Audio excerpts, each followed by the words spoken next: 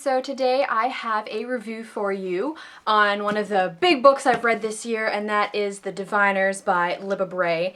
I have a bit of a love-hate relationship with Libba Bray's books. I absolutely love her Gemma Doyle trilogy. It's one of my favorite trilogies, series, books ever. But her other books that I've read, Going Bovine and Beauty Queens, was not a fan of those at all. So when I saw that this book had come out and I read the premise, it sounded much more in line with what I really enjoyed about the Gemma Doyle trilogy, so I was definitely excited to pick it up. Waited until the paperback came out, and although the spine of it's quite nice, the front cover leaves a little bit to be desired. But luckily, don't always judge a book by its cover. I'm happy to say that I really did enjoy my reading experience with this, and so I'm here to tell you why. The Diviners takes place in 1920s New York, height of Prohibition, flapper girls, speakeasies, that whole setting, which is really a fantastic setting for any novel. And our main character, Evie O'Neill, grew up in Ohio, but she's got herself in a bit of trouble, and so her parents have shipped her off to New York City to live with her bachelor uncle to sort of teach her, how to be a better person and whatnot. Of course, Evie sees this as a very exciting opportunity to go from this boring town in Ohio to go and kick it and have fun in New York City. The reason Evie got in trouble was because she has this gift or this power that she can learn things about people from holding items that are theirs. She can kind of get the memories and the feelings from the items, and she was doing a party trick in Ohio, got herself into a bit of trouble, caused a lot of issues, and that's why her parents shipped her off to New York City. So she's dealing with this, she's dealing with the death of her brother James, who died during World War I. You kind of bring that together with her very confident personality. She's a little bit selfish, she's very outspoken, and you mix those together and you've got yourself a very interesting story. Evie's uncle runs a museum that focuses on the creepy crawlies, as people say, so like occult, magic, stuff like that, and Evie is brought into this, having this power, and then also everybody associated with the museum, people she meets, all of New York City is up in arms because of this serial killer, the Pentacle Killer, and so all these characters come together to try and figure out how they can locate this serial killer and hopefully bring him down. One of my favorite things about this was the characters. There's a lot of different people that Evie meets when she's in New York City, and it was great because I never got anybody confused. Everybody was distinct, had personalities, their own problems, their own things they were good at, so I was never confused about who was who, which is fantastic when you're reading a giant book because, you can actually get attached to people because you can figure out who people are.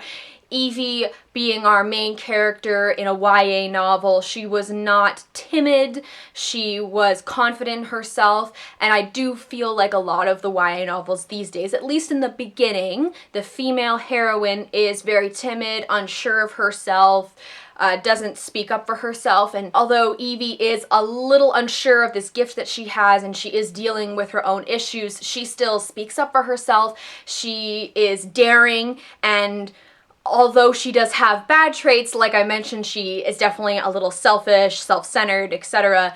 She is somebody you can really root for, and you can see her grow as this story progresses, and you can see that with a lot of other characters as well that she runs into. Her uncle obviously is a little hesitant about taking in his niece, but he grows. There is a bit of a love triangle as well, but I have to say it's one of the better done love triangles I've come across, especially in YA in particularly. There are merits for both of the men that she is kind of interested in, and it's not in a super obvious, like, who am I gonna choose way. Depending on what personalities you like and who you think brings out the better side of Evie or who you think is more interesting is kind of who you'll side with. It's not like Evie sits down and realizes she has to choose between these two men and oh my goodness. And this is part of a series, so there's certainly chances for things to change.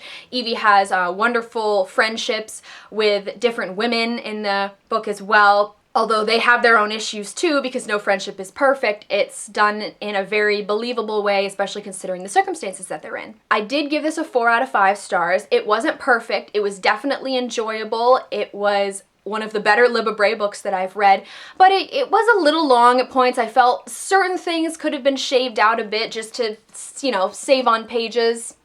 And not that I mind big books, but I just felt some of it was unnecessary. And there were some kind of cliche lines and moments, and it was a solid story, but I wanted more from their gifts, the powers, these diviners, however they are all connected, because even now I still don't know.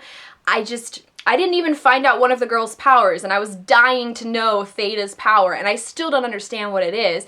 I mean, I know Evie's, I know a few other characters, but I was expecting a little bit more in regards to that, but it sounds like it's going to be a bit of a slow burn. This is just one battle in a larger war that they're eventually going to be fighting. And I do know the second book is out, and I do plan on picking it up for sure. I just don't think I'll pick it up, you know, this summer or anything, but I definitely do want to get my hands on it and see where the story's going to go, because I do still care about these characters and I want to know what this greater evil is that they're eventually all going to have to take on. Another thing I really did enjoy about this book was how dark it was. It really didn't shy away from talking about the creepy stuff, the violent stuff.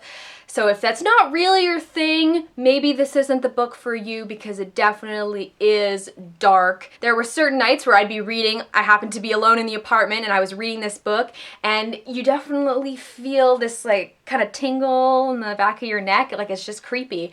And I loved that about that. I liked that it wasn't afraid to go to those darker places, because there is a lot of bad stuff that happens in this book related to the serial killer and all of this, you know, old magic and things like that. It's good. If that's your thing, I think you'll really enjoy this book. If you guys have read The Diviners, please let me know what you thought down below. Did you love it? Did you hate it? Was it kind of meh? Tell me, share your thoughts. And if you've read Lair of Dreams too, how does that book compare to this one? Does it get better? Does it get worse? I don't know. Let me know. I'm interested. As always, all of our links are in the doobly-doo. Please check those out if you feel so inclined. Thank you guys very much for watching, and I'll see you later.